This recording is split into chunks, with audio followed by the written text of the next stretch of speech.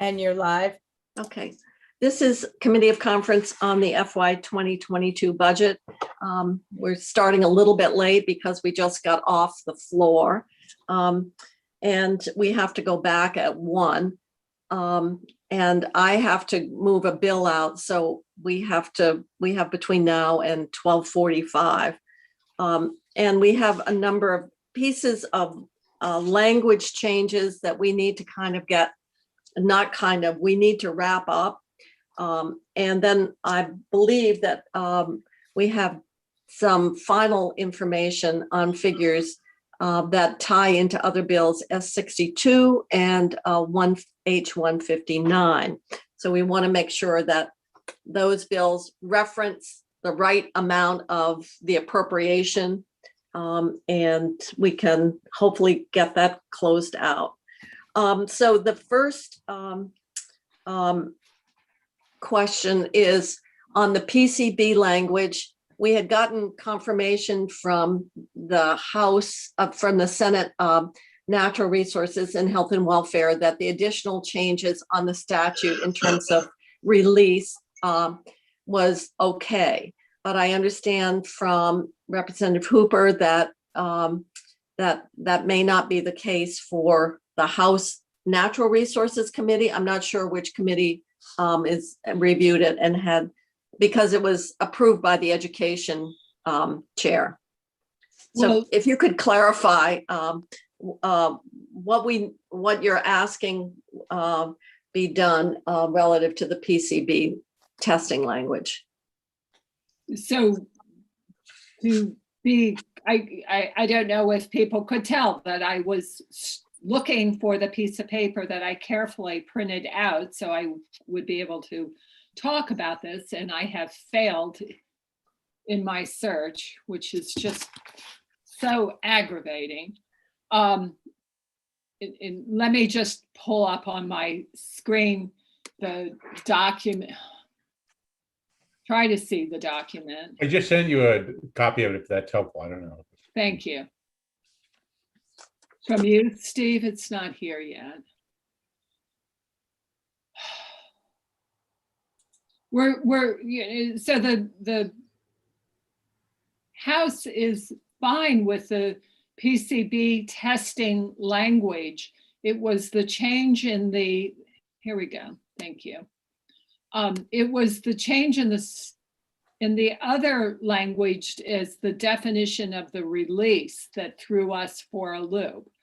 And so as presented to us, the thing that the House had heard about and was good with is section E709.1, which talks about the testing and the authority to do it. We had not seen nor taken testimony in either committee. I understood this was a late suggestion. Maybe it was heard on the Senate side, but a recommendation from the Commissioner of the Department of Environmental Conservation that would be giving the department authority to require the cleanup. So we have not taken testimony. So this is the proposed language on E709.2.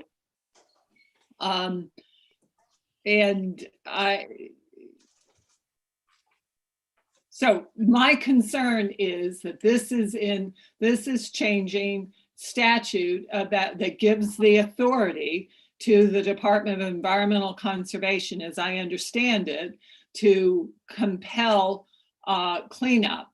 And I'm not arguing with the notion of compelling cleanup, but I just don't know the extent, the breadth, the consequence, etc. And I wasn't sure about the urgency of getting it done now, that had to be added now, or if it could be something that could be understood later. So I guess we're open to persuasion on that, but that was the concerns that we had. Okay. So my understanding was that that had been reviewed by your House Education Committee. To be clear, the 709.1 was reviewed, and we agree with that. Okay. The Education Committee has no opinion about statutory authority relating to chemical releases. I asked our Natural Committee Chair, did I say that right? The Natural Resources Committee Chair, about it afterwards. She scrambled and, talked with our drafts person. It could be fine, et cetera. That's just my concerns. Process, not making decisions on the fly. All right, I'm just trying to reconstruct this. I know that this was something that came from Senator Campion. My understanding was that he was suggested that he go to the House Chair of Education and propose that additional language that was recommended by DEC.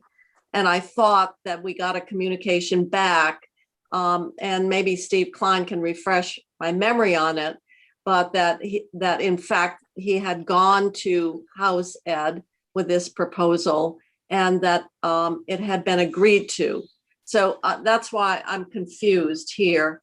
And then we said before we would accept it, we wanted to have the sign off from our policy committees related to the statutory change.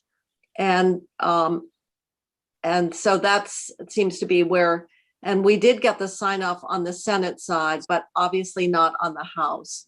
So can you tell me, Steve, is that how you remember that? Because I know that you were part of that email chain. Yeah, I think with you're both Senator right. Campion. Yeah, I think you're both right. I think that Senator Campion did send it to the House. The House Education Committee only approved the first one and had no opinion on the second two. And and you're right, both Senate committees said they're fine with the second two, and the House committees have yet to say yes on the second two. So it sounds like, the first paragraph is everybody's happy with that. The second two, I think A&R would love it, but I think they would also, worst come to worst, it really deals with the fact that a school refuses to clean up, but that probably won't happen. And I think we would just deal with that in January. So, barring a major outcry from the House committee saying, do it, maybe we just do the first paragraph, and it's up to you all what you want to do. All right, well, I guess I need to get back to Senator Campion just to say that additional language has not been accepted by the policy committees, and there needs to be a greater opportunity to review it before we make a statutory change. And I just want to be clear, and Steve has said it, and he restated what I said. Our House Education Committee saw the first part of the language and agrees with it. They had no opinion appropriately on changing the statutes around toxic chemical releases. And our Natural Resources Committee has not looked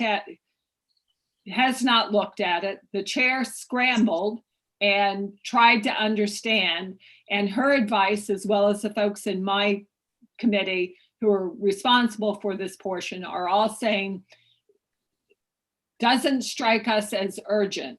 We can deal with it later. So unless there's some urgency, the second about the release language strikes me that we ought to wait. Okay. That may be, but looking at what happened in Burlington with now they're going to school at Macy's. And I've seen too many examples around the state. So I think it's urgency. Senator, absolutely not exposing any child or any human being to these toxic conditions is more beyond urgent. What I am talking about is giving the authority to the Department of Environmental Conservation to compel them to pay for the cleanup. I think we need to understand what the consequences of that is to, I don't know how that works or what that means. Okay. Yeah. All right. I'm just stating. So we just need to give feedback. Well, this came in very late, that this is something that we'll have to that there's not agreement to do it at this particular time. So is that something, I'm just looking at one of my conferees. I don't know, we can try to, we'll, at this point, we'll close out the language. We will, I'll communicate back with Senator Campion. And because it is getting into the jurisdiction of other committees. So let's, so now that we've clarified your position, let's, unless I hear differently, but I think your position isn't going to change, that this is something that can be taken up when we return. So yes, on E709.1, yes on that, which is getting the testing going. Yeah, and that was the first, that was the first item. Yes, Senator Westman. What's the consequences if we don't do it? Are you talking about the language in 709.2? Yes. And should we at least ask for an email from the commissioner? What's the consequences if we don't do it? Maybe we could try to see if we can get him on to come on for a couple of minutes to the conference committee, if that would be all right. Well, after the secretary talks. I can try to my problem is we're getting into a policy area, a statutory change in a committee of conference. And this is a very difficult environment to be trying to, for us to start taking testimony on something that came so late. I think that what we need to do is get back to where this came from, and that was from a Senate Education, and just say that there is not support. There's support that there needs to be done, but in terms of, or there's certainly agreement around the importance of the issue, but to make this statutory change in this at this time without more understanding is not, it's not, that the House is not willing to accept it. And then we'll have to see if we just say, fine, we'll give it more time and revisit it, or whether there's a great desire to push it. But it seems like from what we're hearing, that this is an area where the House wants to be more deliberative in terms of the process. So I will see if we can loop back. And I don't know, it's like, is there somebody here who can email Senator Campion to just alert him? I'll just text. Why don't I just text him? Tell me what you're. Well, the whole, what we're doing is the additional release language that got added, or that he wanted added, is not agreed to by the House, feeling that that statutory change required more time and understanding. So that's the first part, which came from Senate Ed, is agreed to, which is the testing. And it said basically that the first year is voluntary, and then we'll move on from there. And made it clear that we were talking about the date of the construction. So it's the green line. I think it's all the language related to the release is really the concern. Okay. Is that correct, Representative Hooper? Yes. Okay. So that's what we're saying, is to add the release language has not, the House is not willing to agree, feeling it needs more testimony. Okay, all right. Let's move on. Then we have some other language out there that you want to offer. Representative Hooper, I know that you've been working on some language relative to the section on the task force, which I'm not sure, did the original draft get sent out to begin with. But wait a minute, I see we have Secretary Young, so I'm going to suggest that we take advantage of her availability. And so she can update us in terms of the whole area of where ARPA money would flow, whether it's directly to towns or to counties, and where those discussions to clarify this, because we thought we were had made provision, and that our congressional delegation had made provision that the money would flow to the towns. And now that's not quite so clear. So if we could get an update on where things stand, Secretary Young, that would be helpful. Thank you very much for having me on short notice, and things. It's hard to believe it's just been a week since the Treasury guidance came out, or a week and a couple of days.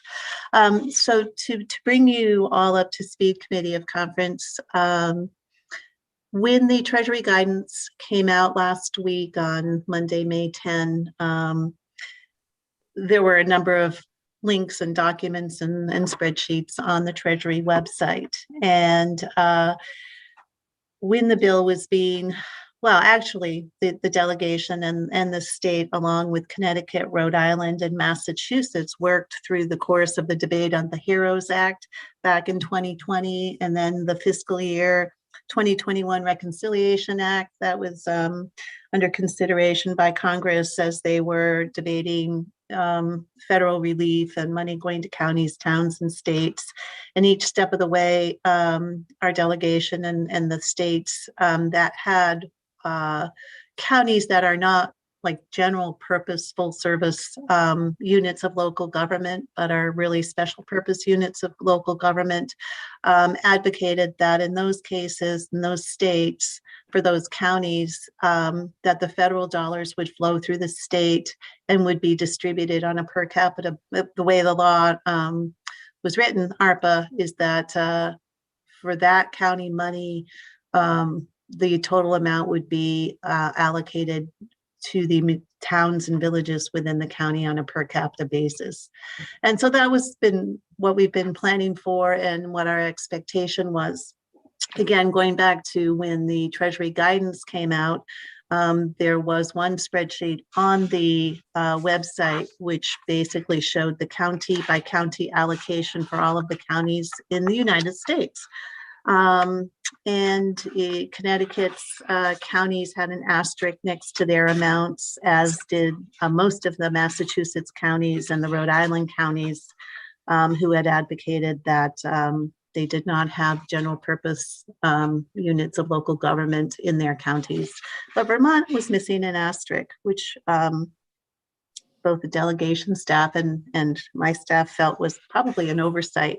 So we reached out to them last week and raised the issue, and had the delegation met with some of their staffers, and the decision was made to have another meeting, and that the meeting has not yet occurred. So the long and the short of it is we're asking for clarity from Treasury as to how they expect the county money to be dispersed in Vermont. We are waiting to have meetings with them where we're advising them why we feel that the counties are not general purpose government units in Vermont, and that the legislative intent, at least for, I think from the delegation's viewpoint, is that this money would be dispersed to the towns on a pro rata basis.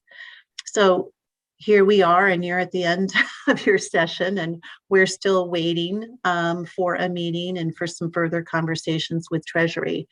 So our view was, should we come to you and ask if we should put some language in the budget that basically says something along the lines of, in the event that the U.S. Treasury determines that the Vermont's 14 counties are units of general local government for purposes of allocating the $120 million under the American Rescue Plan, that no expenditures of the funds received by the counties should be made until approved by the Secretary of Administration. This is a proposal that is an eligible use under federal law or guidance. The concern, I think, for all of us would be, if a county doesn't go through sort of the rigorous review we do of all of the ARPA expenditures through our office and with the consultation with Guidehouse.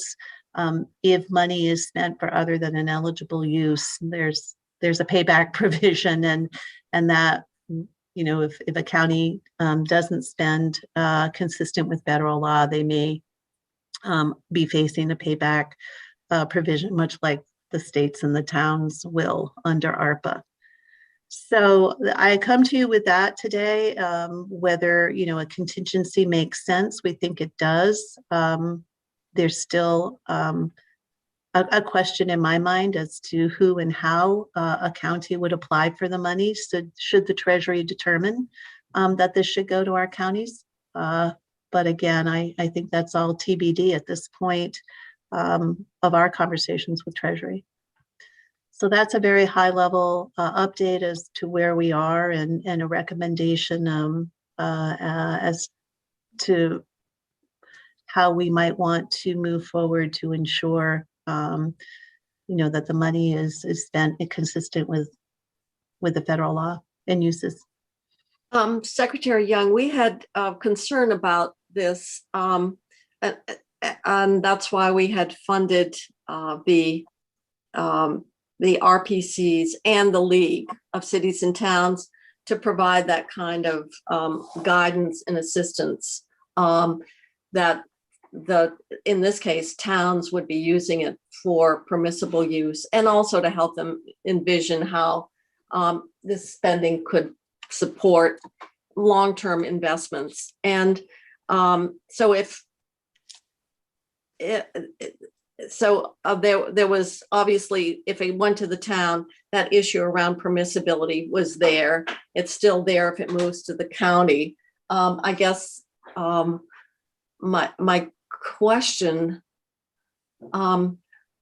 raises a question about the counties even having the administrative capacity to administer the money, to comply with the application procedure.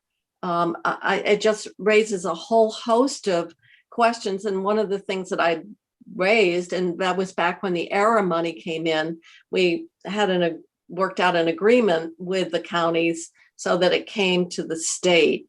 But you weren't sure that that was permissible here under this construct. So what does, even if this language goes in, it basically says that could you state it again, that they would actually have to review that their proposed use is a permissible use? And you're muted, Secretary. We would propose that they go through the Secretary of Administration's office for a determination and approval that it's an eligible use under the federal law or guidance. And in a conversation I had with someone close to Treasury yesterday, the Treasury is right now finalizing its guidance for the local fiscal relief money. So the timing is just, it's imminent, but it's not going to happen, I don't think, for another couple of weeks. But and they may provide some guidance then, because we have raised this issue. We may get guidance from them at that point in time, and we will be raising the issues of how you're going to have to designate who in the counties can receive the money, and there's, like you say, a host of questions. Okay, so I guess the question becomes one of, if it went to the counties, having this requirement as opposed to that they would have the resources of the RPC or the League to help them with the funds that are received if it comes down in this particular way. So Representative Hooper. Thank you. And thank you, Secretary Young, for working on this. I am sure it is consuming more time than you have, which is probably true of most of the tasks on your list. I think we all share the concern about the capacity of some of our municipalities as well as the counties to appropriately manage, not appropriately, to have the resources to manage the funds that are coming, and we don't want to put them in jeopardy. We, as Senator Kitchell had noted, tried to put some resources out there for municipalities. And we had not heard, I have not heard from the administration about the concern with, I am wondering why this is now a concern with counties as opposed to before, when we thought the money was going to the municipalities. Clearly, some municipalities do have are more of an ability to address the magnitude of the funds that they may be seeing, but certainly many of them are probably less able than the counties. So I'm curious, can you, and I think this will just help me understand what the problem is. I'm curious why you're suggesting this for the county issue, now that it appears the money is going there, when you did not recommend this relative to the municipalities. Well, my understanding, and again, I, was not involved in the conversations around the towns, because it's pretty clear the towns are getting direct allocations. The state is merely a pass-through. We're not going to be responsible for their reporting. We're not going to be responsible for how they necessarily spend it. That's going to befall to the towns. And I understand that the money to the league was so they could hire resources and provide those stringent, guidance and reporting responsibilities to the towns. And so I'm just going to defer to whatever the thinking was around what the league would do. But that was my understanding, that they would serve much like the Secretary of Administration's offices serve for every other entity that has received an appropriation from the legislature of the state coronavirus relief recovery funds. So it was my interpretation that the league was going to be helping the towns administer the funds, and perhaps providing them guidance on what's eligible or not. I do not know what your intention was with the regional planning commissions when the assumption on our part and our interpretation of the law was that the money was not going to go to the counties. So I really can't speak to what role the legislature expected the RPCs to play vis-a-vis the towns. Okay, thank you. Yeah, So, Yeah, so you want to follow up? concern is that we're not bringing similar resources to the counties to assure that they are not jeopardized by their decisions, and you are offering the services of the administration to protect them. Okay. Well, we're offering the services of the administration to not protect, the counties necessarily, but to ensure that, the uses to which they intend to put the money are eligible uses. They may have the ability to transfer the money. I think with some additional guidance from the Treasury, we can determine whether they have the ability to transfer the money to the state or to the towns on their own. And, certainly that's a conversation we should have once we get the final guidance on the local money in the next couple of weeks. So it's really not to protect the counties, but to protect the taxpayers, because if there is an expenditure that's not eligible and a recoupment by the federal government, that certainly is someone's going to have to pay for that through some sort of tax or appropriation. Senator Westman? Did I hear this right?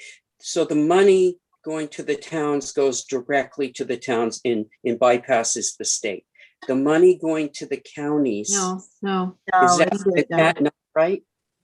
No, the money to the towns, so we need to file a certification with the US Treasury, which basically will say we need the money, we're going to spend the money as the federal law requires. We file that certification, and the construct in the federal law is that the town money will come to the Secretary of Administration, to the state coffers. And then we have no discretion other than to send the money to the towns per the formula in the statute. So Okay. we don't get to decide how much, we don't, we just have to send the money. And this, I think, was for ease of administration on the part of the US Treasury, sending individual checks to every town. And the county money comes to the state. And No. is it different Yeah. or the same? No, I It- think it- that the county it's- is not the same for the county money as in the law. It's basically the county's executive officers or whoever it is has the authority, will have to certify they have the authority to receive the money on part of the county, and that they will, make all the certifications, and they will have all of the account numbers and DUNS numbers and all of the reporting tools that they need to basically ask for the money to be sent for them. Once all of that is filed in the US Treasury portal, my assumption is the Treasury will send them the check. If the Treasury determines these are not local units of general government and say, yep, Vermont is different, the money will come to the state and we will send that money to the towns. So the way it was set up, and I'm trying to go back to the sheet that we got, the bulk of the money would go to the county level. And I think it was like 57 million or something would go to towns. Now, what this is doing, and we were thinking that what was gonna go to the counties would just, with this asterisk arrangement, would all flow to the towns. So, my question becomes one of, it gets back to Representative Hooper's, and that is,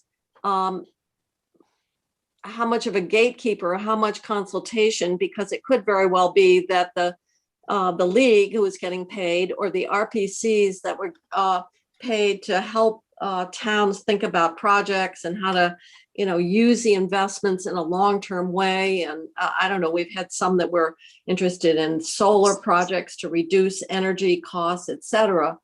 Those resources could be available to the county government level as well, I would suppose, and making sure that they're using the money consistent with the purposes. This is just a kind of a complicated area to figure out when you're bifurcating. So some of a smaller amount would go directly to towns, and then the larger bulk would go to counties, unless we get this clarified. And just by way of clarification, Senator, I apologize for interrupting, but I have flipped through the provision of the county, the local money, and it does say that a county that receives funds under this provision may transfer those funds to the state in which, the county is located. It's a may, they are not required to. But again, to your point, there may be an opportunity to negotiate a transfer. Like we did with the ERA money then. I know I was there, and I know I dealt with assistant judges, and but I can't remember what the actual provision of the RO was around that. But I do believe that the county money was transferred to the state. But boy, my memory is vague on that. We'd have to go back in time. All right, I guess what we're struggling is what this Yeah. language really means and practice. It means that if we're not successful, a great deal of the money will flow to our county system. And they Right. really don't have the infrastructure, the financial resources, et cetera, I wouldn't think, or it will vary from county to county. And how we should, obviously, it would be like any grant, I guess. I mean, we don't appropriate the money. So what does this achieve other than, I don't even think we could force them to, could we? Or do we have the authority to do anything relative? And I realize that the counties are in statute, and so there are probably some legal levers or authority that the state has that could come into play here. I'm sure you've looked at that. So I guess we need to be clear on what the language would accomplish. And so I see that we have Representative Fagan and we have Senator Sears. So Representative Fagan first and then Senator Sears. Thank you, Senator Kitchell. So, Ms. Young, thank you for coming in. And to me, it all boils down to making sure that we are protecting the taxpayers by not by expenditures that would not be allowed under the guidance occurring. In other words, you would have a list of proposed expenditures. You would probably run it through Guidehouse or something like that. Guidehouse would say yes, to all of them, or no on this one or two, and then the governmental units that proposed it would then change those things that had received a no, thus protecting taxpayers and ensuring that these funds were spent in accordance with the federal government, and we don't have a clawback in 3, 4, 5, 6, 7 years, whenever clawbacks occur. Is that fairly accurate? Yes, that's fairly accurate. So, Representative Fagan, it is quite accurate. What we do with Guidehouse is we do a risk assessment. And if a proposal, let's say a grant program, comes through that process, if they say this is very high risk at being ineligible, we will work, within the grant program to either make it less risky and get the money out the door, or with a CRF, because you appropriated it, we would come back to you and say, we can't spend the money in this way. So let's find another way to spend it to accomplish a goal. With the Treasury, frankly, we have not done, a deep legal research into what any recourse would be. We're hoping that we wouldn't have to go there, Senator Kitchell. But again, if, what authority would the state actually, enforce? Could we enforce against the counties if they said, oh, we're willing to take this risk with $20 million?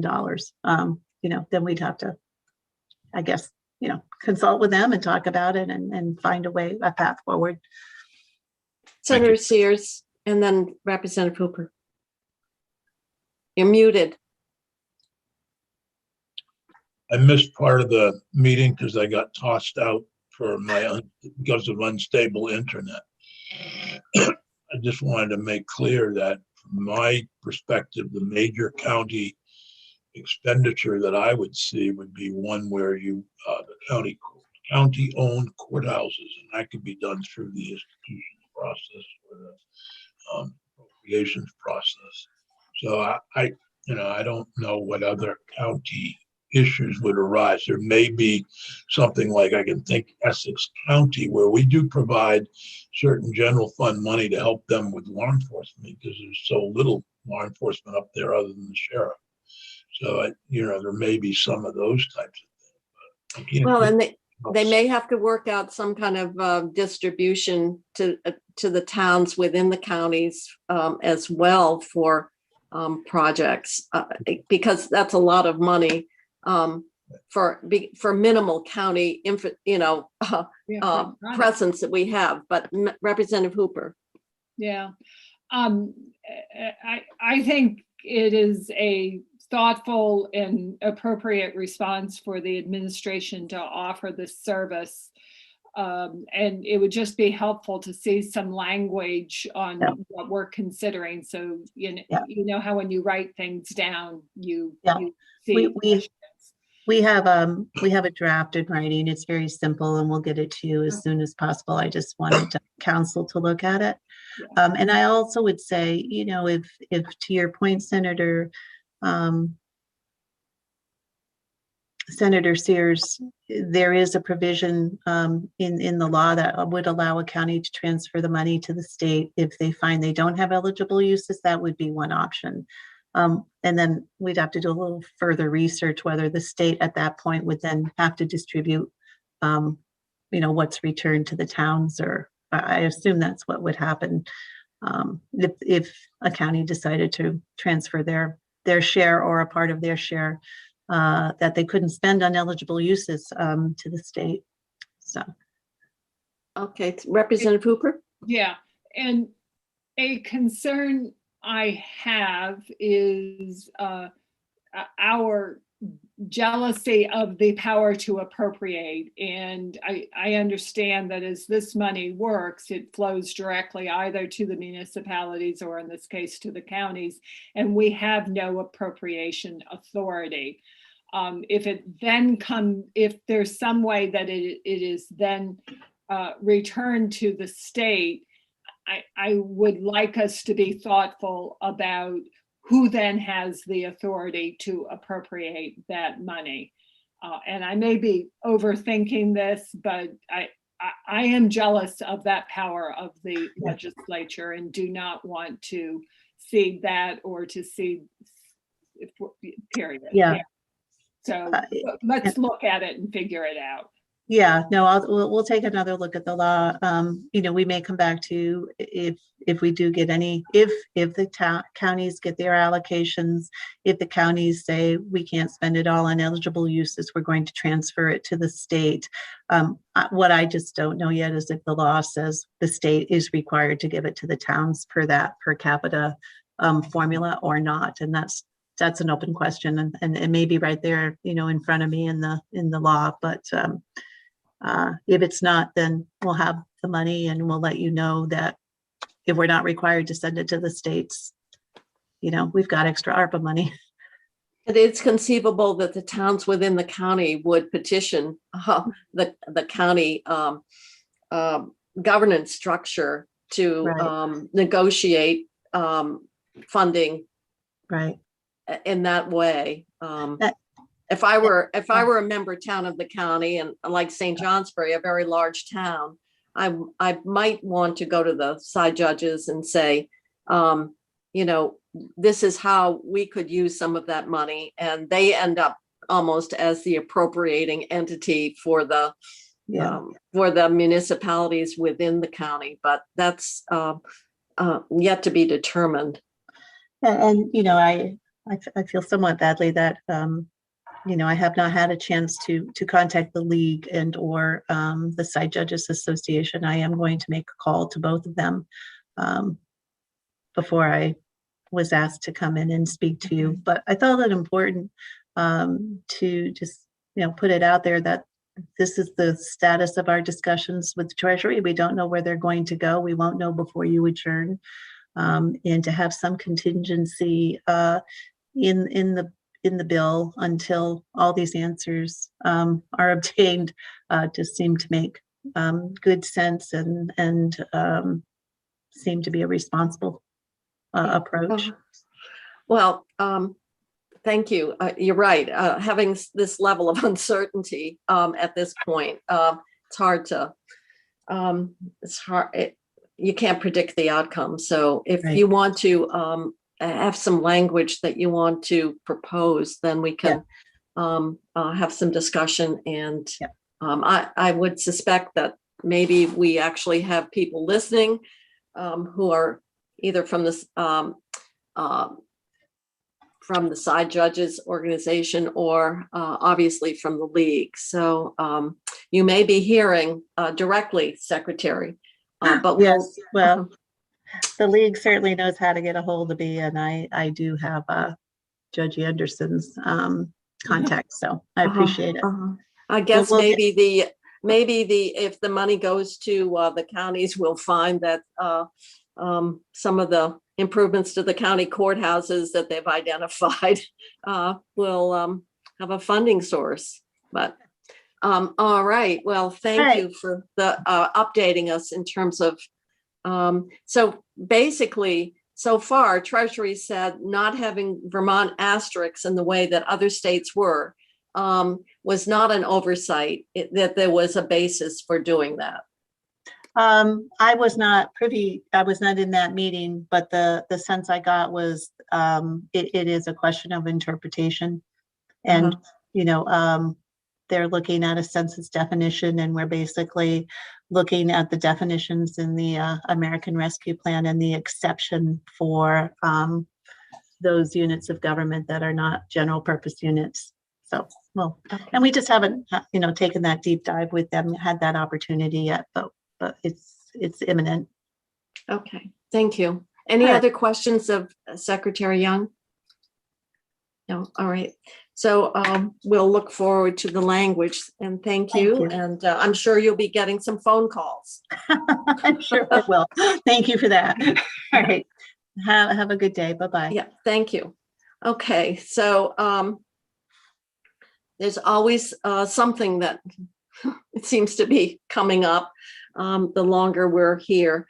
Do you want to go back to the weatherization, Yeah. the latest communication, and see what we do on that? Yeah. I found it a little confusing around heat pumps, the understanding, because the way it's written, heat pumps are part of that 5 million. And the DCFs are, communication was, it was part of weather, it was their understanding it was part of weatherization. But I also wanted to go back to yesterday's conversation, and that was when we found out that there was a time constraint on, or time limit on this LIHEAP bump money. The comment was, well, money is fungible, and we have about 12 million of state money. And so you can swap it around. My question becomes one of, would we actually need some language to give the authority to use that state funded to hold off on that state weatherization and use this first, so we're using it up within the time frame. So I'd see Representative Hooper's got her hand up. Yeah, thank you. And I'm not responding as much to the swapping proposal, but we received another email from Ms. Phillips from OEO this morning. And I asked Representative Jessup, reiterating the concern that in fact it is the CAP's ability to get the work done. I asked Rep Jessup to give a call to our CAP here. And Rep Jessup, can you want to repeat what you've told me about their concerns? Yeah. So to your point, Senator Kitchell, there was agreement that the heat pumps were included, but this, I guess, just shines a brighter light on that. And in terms of the timing, what I heard from one out of the 5 CAPs was that if the time frame were longer, they would be okay with it. However, if it's shorter, which it sounds like it is, then they would prefer the up to as suggested by Ms. Phillips. But I'm wondering if we have to make that choice. If we give authority that they use this money for weatherization first, then it gives more time with the state dollars that come in under the on that fuel gross receipts tax. So that's a way of avoiding that time compression that comes with this LIHEAP bump. And it sounds like what they're saying is they could use the money, but having more time is really the major concern. And so I think it was Representative Hooper yesterday said, but we can use this money that comes with a time limit first, and then that and then the general and then the money that we have in the special fund, it isn't under that same time constraint. But I wasn't clear whether they're talking about heat pumps would be part of the 15% weatherization. And the way we wrote it, it was a permissible use under the 5 million for the heating system. And so that was, I found confusing. Do you have clarification on that, Senator Westman? Well, Sarah sent language with two changes. One was the up to, and then she, in the last line, it said, be used for heat systems, and this would be the and/or tank replacements initiatives, comma, including cold climate heat pumps. So she wanted to make sure that they could replace tanks in there also. Well, that's, go ahead. Okay. My question was the last email I saw said it's our understanding that heat pumps would be part of the 15% weatherization. And the way it's written, the heat pumps are part of that replacement and under that 5 million. And I was like, well, where is their understanding coming from? Is it a limitation on the federal funds, or is it because I thought the way we wrote it, our intent was heat pumps were a coverable item under that 5 million. Does anybody understand what I'm saying? I understand what you're saying. I believe that we should assume that heat pumps fall in the same category as replacing heating systems. Which is part of the 5 million. Which is part of the 5 million. Okay. We've been able to do that. On the LIHEAP side, remaining on the Yes. LIHEAP side, not the weatherization side. Yeah. Yes. But the email was say, it's our understanding that it would come under the 15% weatherization. And I'm just saying, our understanding was, no, it was out of that 5 million. So I think we're all in agreement. And then the other is to add the tank replacement, which actually those red tag tanks are a real problem because you can't get a fuel delivery if you've got a tagged tank. Yep.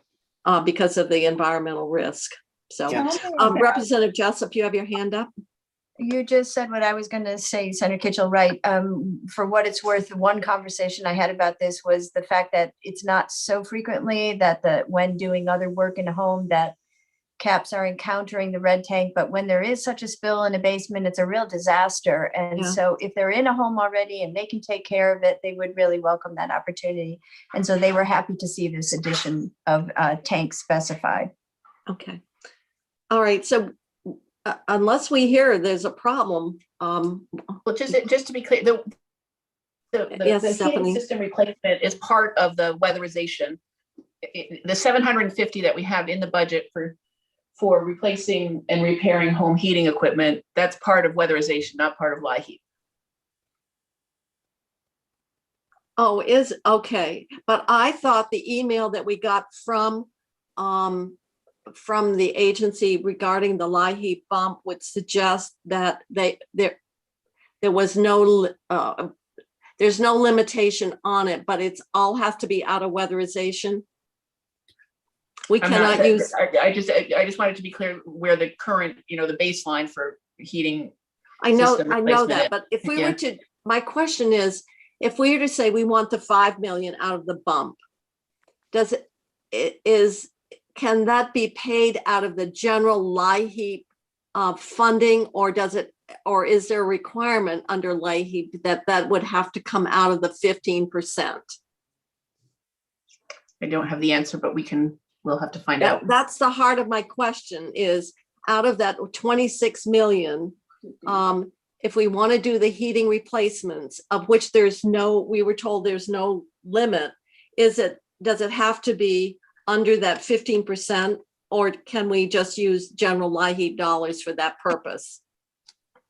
Because I think we were thinking that we would use all 15% for weatherization, and then we would take 5 million on top of that for heating repairs and replacements, for a total of almost 9 million, 3.9 and 5. But if we're operating within, actually, we couldn't do 5 if it has to be part of the 15%, Right, because 15% is only 3.9. right. Okay, so we need some more information. I am guessing that Stephanie is trying to get it as we Okay, speak. so why don't we set that aside until we Yeah. get further bad. information? I thought we could knock it off, and be done. Well, you're, I have a couple of other little things, maybe, just that I'm sure we can do. okay, well, let's do the one we're sure is, and then you have the language on the task force on Yeah, healthcare. Okay, Yeah. Okay, so in the one simple one is in G600 sub B. As the budget is written, there's some intent language around the climate package. It says $100 million will go to climate. Well, I think we need to just strike the sub. no, B. we agree. It got replaced with our more comprehensive list of intent. Yeah. And then Senator Kitchell, I think maybe it was just you and I, or I don't know if it was all of the conferees. We received an email from Representative Beck, who was looking at E515, which is talking about the allocation of pension costs down to the local education agencies.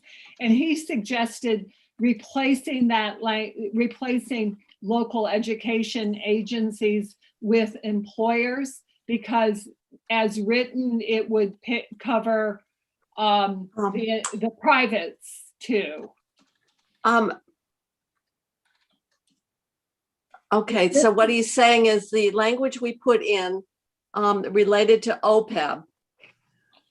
Not your OPEB, it was the distribution of the cost of the pension. And right now it kind of rides at the top of the funds, and we wanted to see it come down and allocated across. Okay, I guess my question was, what did that relate to pensions or just OPEB? Pensions. E515. Well, then when I read E515, I guess it is. I thought it was only related to the OPEB, but Okay, you are correct. Let's don't have that conversation. so I was thinking that it wasn't relevant because We they're haven't settled it yet. so it really, I understand there's been a desire on the pension side to have that at the local level, Yeah. because there's a desire, which is kind of interesting as we have further discussions around OPEB, that people know on the local level, what is the total cost of the education system? And so I think that there has been discussion in Ways and Means about having those pension costs move from the state level down to the local budget. Yeah. But this is only related No, actually, it covers both. This language was designed to move both the OPEB and the teacher retirement to at least explore moving both to the school district level. It just talks about normal costs. It doesn't talk about normal costs of one or the other. It talks about 515 healthcare and medical benefits. I think, let me look at, okay, let me pull it up. And therefore, I thought we were talking about it in the context of the OPEB discussion. I know that there's been a parallel in previous discussion about should in fact those pension costs be shown and be part of the local school district's budget because it's an educational expenditure. But to me, unless there's something more here. Chair. In a different section, No, I think, let me. Madam pull it up. Chair. yes. I think, I can't speak for Representative Beck for sure, but I think in section E 515.3, Yeah. there's a report called for on the normal costs that the treasurer will do. Yeah. In A sub 1, it says the feasibility of moving the normal cost To the LEA. expenses from Yeah, the ed okay. fund to local education agencies. I think what he's saying is that should be to employers, because the local education agencies don't include the independent schools, some of which have teachers that are part of the retirement system. So I think that's understand, just- but the costs of those retirement benefits are not paid through the state budget, Uh, are they? they're paid through the education, the normal costs are in the education fund. And so the question was moving them from the education fund to the school, No, Employer. my question, if you're talking about independent schools, which is Right. his issue. I see what you're saying. Yes, you're Independent, right. teachers in Oh, independent schools Oh, good participate point. in the teacher's Good retirement. point. But we are Yeah. talking about the costs that are met through, through the state budget, regardless of whether it's ed fund or general fund. I don't think, I don't see that this, that how independent schools figure here, because the cost of those pensions are not in the budget, Yeah, and they're not paid for out of the ed fund. So that's my confusion on that was, yes, they do participate in the pension fund, but the cost of the ADEC is paid by that independent school. Now, I suppose you could say indirectly it's paid for through the tuition, but yeah. that was what I was trying to understand here is to me, what we're talking about here are those costs that are underwritten through the state budget, whether it's ed fund or general fund. So that was premature on my part. Why don't we hold off and? And when I got that, I sent it to Steve and I said, I think perhaps this doesn't relate here to the normal cost, because the normal cost of teachers' retirement got moved to the ed fund back in 2018. And it is paid for out of the ed fund, that ADEC. But I don't believe that, and I assume that the independent schools pay the ADEC in on behalf of their participating teachers, but we need to clarify that. Yeah. I shouldn't have raised it. Well, I saw the That's same email and I'm like, I Yeah. don't think this is really, I don't really think that this is only, our interest here are those state funded payments, regardless of the funding source. Yeah. Okay. So one I do believe we're ready to settle is E126.2. This is the healthcare task force language. Teresa, I sent you a copy of it earlier. If you would send that out to folks. Yeah, I will. Folks will recall that in the Senate budget, there was a proposal to form a task force of legislators who would do both a deep dive into our healthcare system, looking at a variety of the cost drivers, and also do a public outreach process to talk to Vermonters about issues with their healthcare. We have bifurcated this proposal, and as you know, we have moved into the G section, this notion, the proposal, and we've agreed to having a statewide public outreach effort led by the legislature on the expenditure of ARPA monies. So all we have left remaining is the desire to have a healthcare task force to deeply understand as this is now written, the opportunities that are going to be created by federal initiatives. And so you've just received a revision of the language in E126.2 that has been reviewed by both the House and Senate, well, the House Committee on Healthcare and the Senate Committee on Health and Welfare, sorry, forgetting your proper name. Yeah. The chairs have been involved in rewriting that, and it has been shared with with our leadership teams to get their input. And I have been told by both Senator Lyons and Representative Lippert that this language is acceptable. All right, my question is, we had some concern expressed by Joint Fiscal from Steve Klein, making sure that we are respectful of the bipartisan role of the Joint Fiscal Office. And originally, we had, when we were doing the listening group, and the original language was to appropriate the money to the legislative operations. This now moves it to joint fiscal. And I know that there was, we got an email of concern about making sure that anything that's written is sensitive to the importance of joint fiscal's nonpartisan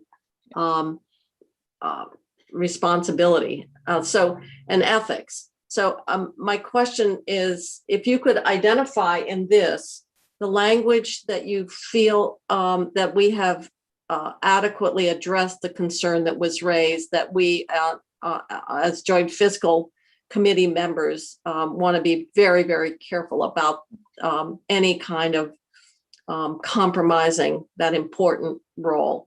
So Steve, have you looked at it? And Representative Hooper, do I have to reread the whole thing then? No, Let me point it out to you. We changed the original language, had the task force.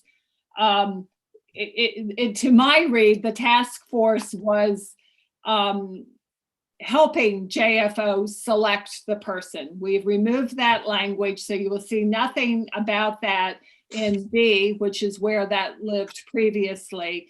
And now in D, you see language, it says that the JFO shall contract with a consultant to provide the task force with a variety of services. That's in D on page 2. So that specifically addresses the concern that Steve raised about having the responsibility and clear. Okay, all right. If I may, I continue to be deeply concerned about the workload that we are piling on JFO. Anybody who's come into our committee knows that we have tried to say no to studies that engage, require their input. And I continue to be concerned, but I don't know how else to solve this problem. I don't either. And I don't think my suggestion of DFR works on this one, Mary. Nice thought. Yeah. So I'll scratch that one. Yeah. On the other hand, we know that from what we put in 315, that as a legislature, it's sort of like we need more horsepower for the legislature to fully understand the work that's ahead of us, the negotiation of a waiver, which means millions and millions of dollars, and how that can be either organized differently or how the financial interests of the state are protected. And right now we rely totally on the administration to a large extent. We have Nolan, but we acknowledge back in 315 that really was not sufficient to give us the resources and the expertise that we would feel necessary for the independence for us to do our work. So I'm hoping that when we get done here, that it can be viewed as complementary support to that very ambitious agenda that's ahead of us as it gets into the renegotiation of our waiver. So I agree. I'm concerned, and if Steve can't retire, or if he does, then he's just got to come back as adjunct faculty. So Senator Sears, you have your hand up. And I just wanted to highlight under the powers and duties, number 3 there. Review the findings and recommendations from previous studies and analysis relating to the affordability of the healthcare coverage. We have spent so much money over the years looking at healthcare reform efforts. Like they go back to Howard Dean's days. And so I think it's important that we not lose sight of all of the things that have gone before and all the efforts that have been made, and yet we're still where we are. And I'm not quite casting a no vote on this possible amendment, but I am concerned about the amount of money we've spent as a legislature in the last, say, quarter of a century, looking for answers to the problem that we still haven't come up with. And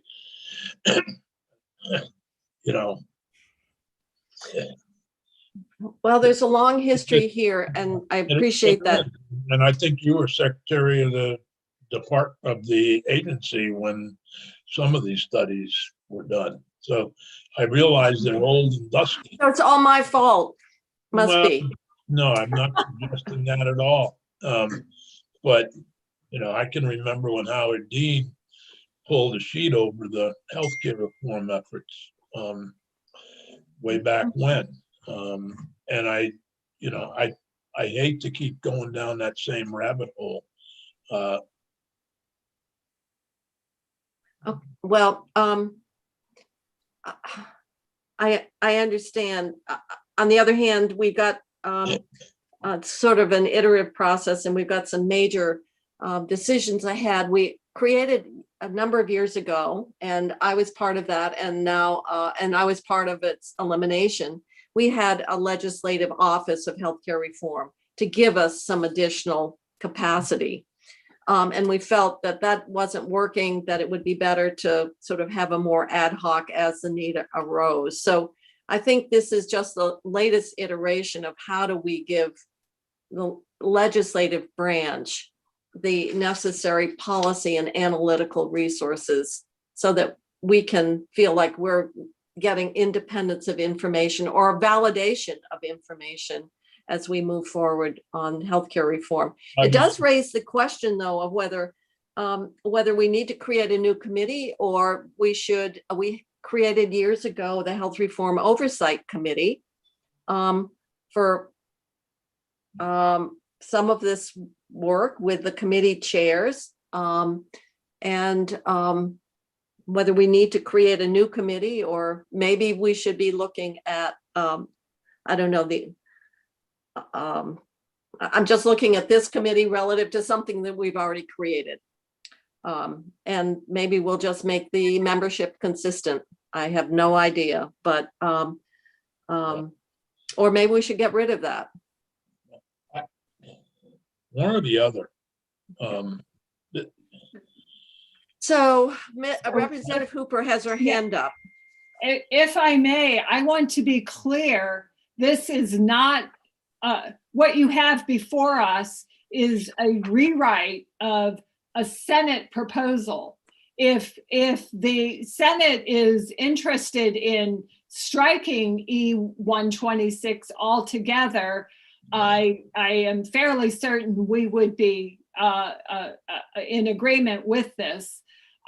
We were just trying to narrow and focus what we received in the Senate budget, and this is what we came up with in response to that. So we have narrowed it and reduced the cost of it a bit. And as I said, our healthcare committee supports this as it is written.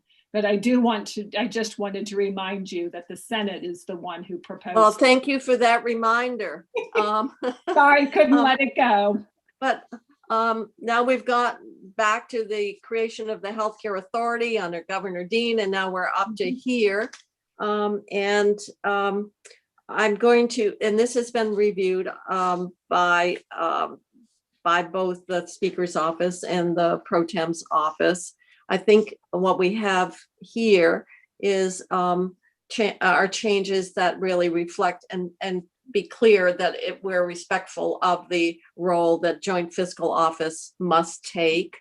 And so the question, now that we've gone through all this, this is replacement language, and shall we close this out and go with this? And I would suggest that I would, at this point we should, but I don't want to. I support going ahead with this.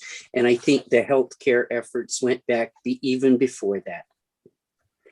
They did. Actually, the first one was one that Edgar May initiated, and it was back when Howard Dean was lieutenant governor. And So- after that, Governor Dean presented work towards a universal coverage plan, and the House put together a special committee on that Yeah, met your. absolutely. So we've had many attempts on this. So I'm going to suggest that we close this language out, and Steve, just confirm that this addresses the concerns you raised to us. I don't think Senator, did he fall asleep? Yes, yes, no, I'm saying yes, yes, yes, I confirmed it. I'm sorry, I apologize. Okay, all right. Okay, All I'm right. crossing it off my list. All right, we're crossing it off our list. Now, so we've taken care of, we need to get more information on weatherization. I did hear from Senator Campion, by the way. We did hear from Senator Campion, and he said the first part that had been agreed to was the most important, and the rest could be taken up in January. Is that what you heard, Senator Sears? Yes, except that Peter Welk was talking with House Chair Sheldon. Chair of what? Natural, whatever that committee is over there. They keep changing the name of it. Used to be Natural Resources, I know, sure. Okay. Well, if they change their mind, we already have the approval of our two policy committees. So I'll leave that up to Representative Hooper to. I say we're done. Let's go with the first one, E709.1. I think what Senator Campion said was that we could deal with E709.2 when we come back. You did say that, and so, but if the commissioner is still trying to persuade your House people, then that's fine, but we have to move on. The other, Fine with that. I must have missed Senator Campion's conversation with all of you when I was summarily thrown out of the meeting by lack of good broadband down here in North. well, probably it's because your Wi-Fi doesn't have a strong enough signal for you to sit by your pool. Well, that part of it, no, Yeah, that might have been part of it. yeah. You need to have a booster. I know, You can 100. buy them. Oh, I would think for $150 million, we could get some. Yeah, I think we could. Okay, any other language that we have?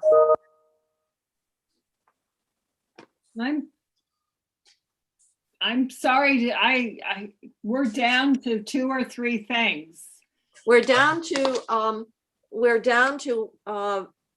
the H159 and S62. And I know that David Hall has been working, and we have to make sure that what we have appropriated matches up with what has been agreed upon. And Stephanie, have you had further discussion with David?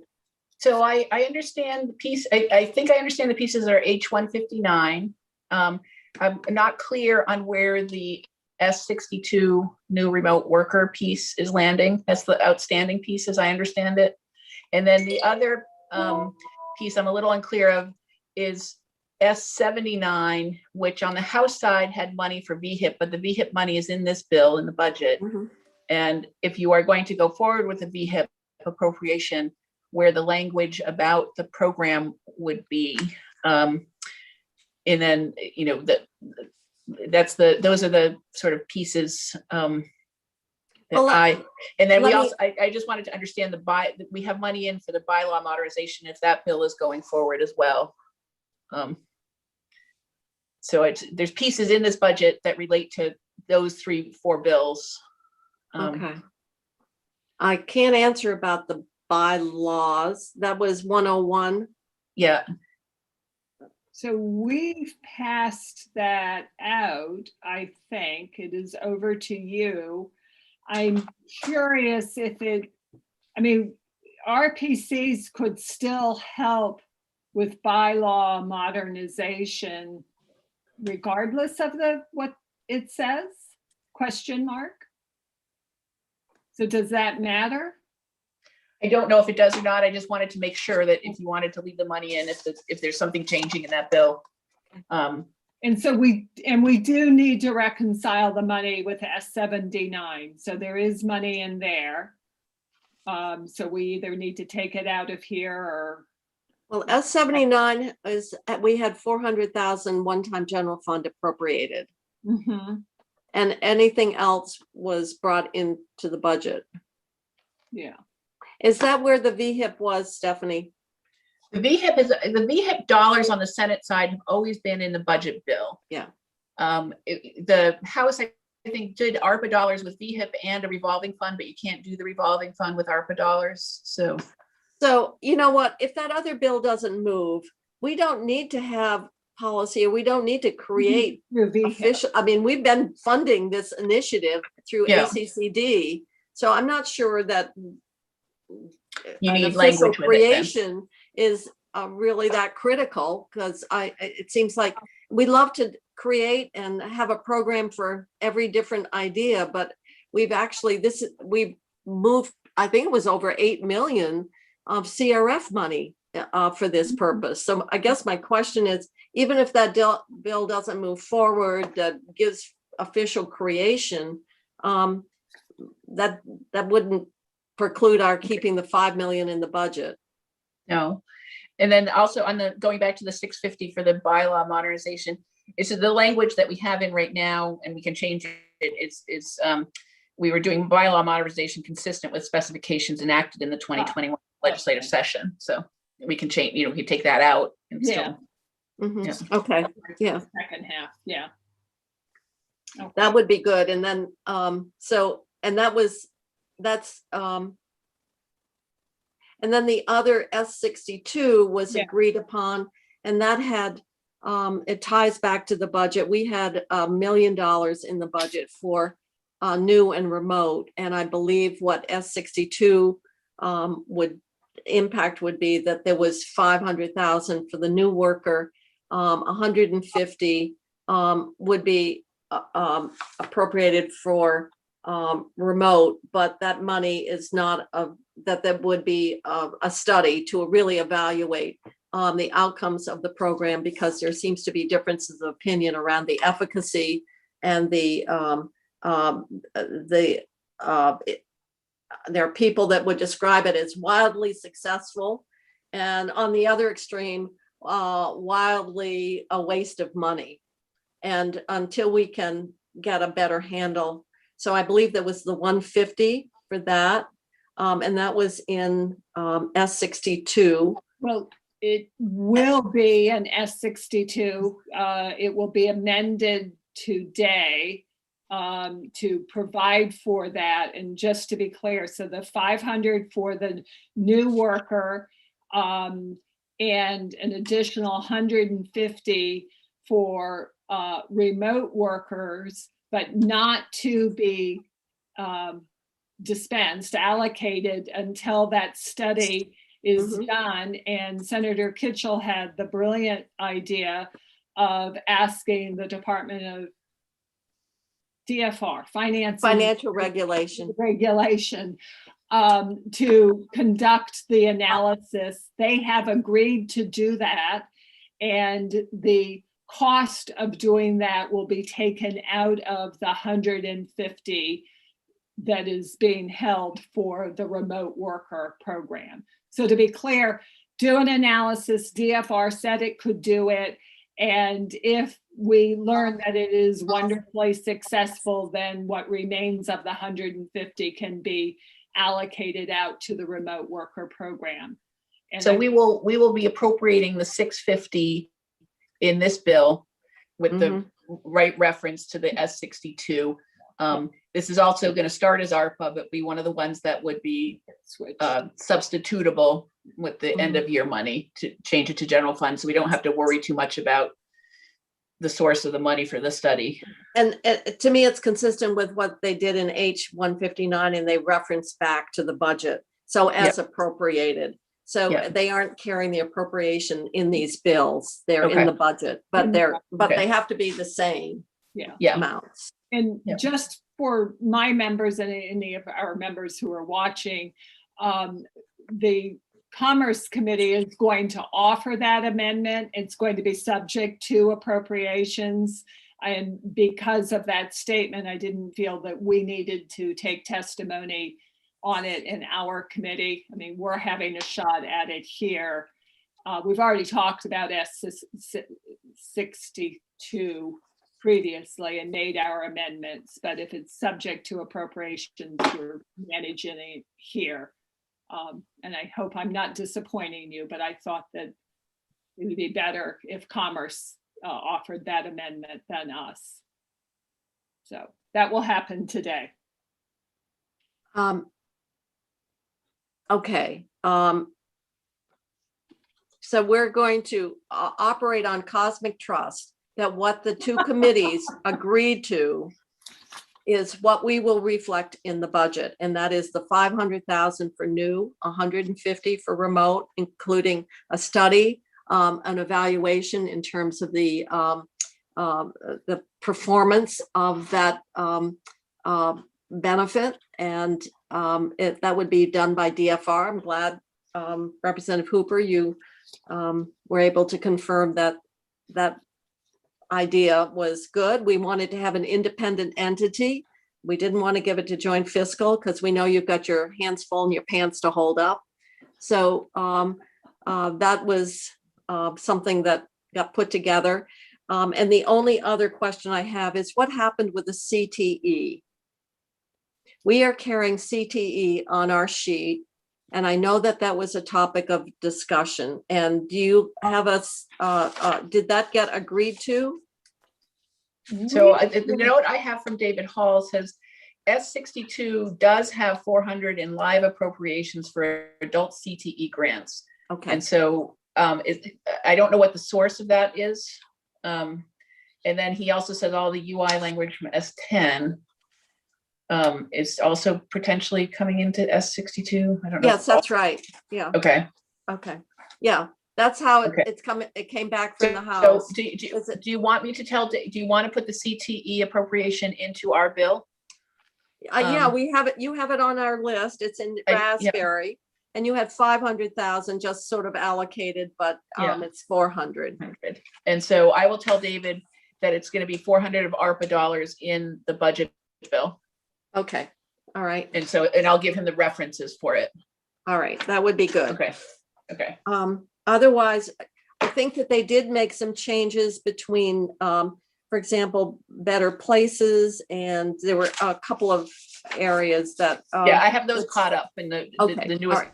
numbers. Yeah. And because they changed the community grants a little bit and lowered them from They 11 didn't to, do the it doesn't look like the community challenge at all is there. They didn't fund the community challenge grants at all in H Okay. 159. no, but they did change the capital investment grant, though the RDC ones. Yes, the RDC grants. Yeah. Okay. Yeah, so were the challenge grants on any list?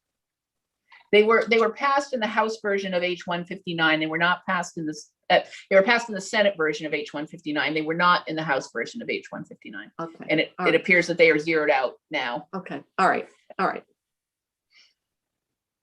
Well, don't forget, there are more trains. We'll be back in, this isn't the last budget that we will ever have, so, all right, that, it seems like then I just wanted to bring that up.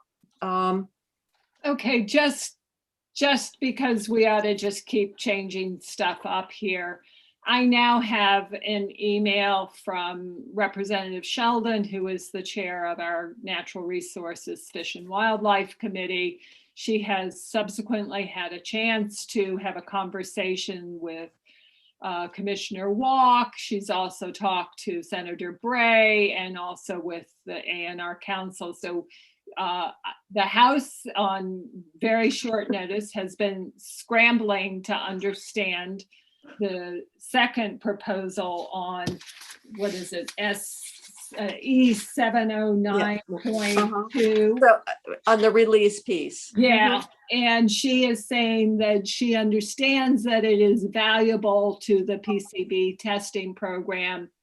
I continue to be a little bit concerned about who else is going to get swept into this, but I'm not standing in the way of that train. And if everybody agrees and wants to put the 0.2 in, let's get it done and not talk about it again. All right. Well, we had already got a concurrence on our side. So now that you're getting concurrence on yours, I think we're declaring a victory and closing it out. And at this point, I have to leave. We have a bill that we've got to take care of. So we're going to have to adjourn until, I don't know, 2:30. We'll just have to let people know and send out a text. Okay. Okay, good. All right. Thank So Well, Senate, we have to take up the registry bill Yeah. right now. So Go off live. Yeah. we'll go off live and we'll recess until a time to be determined. And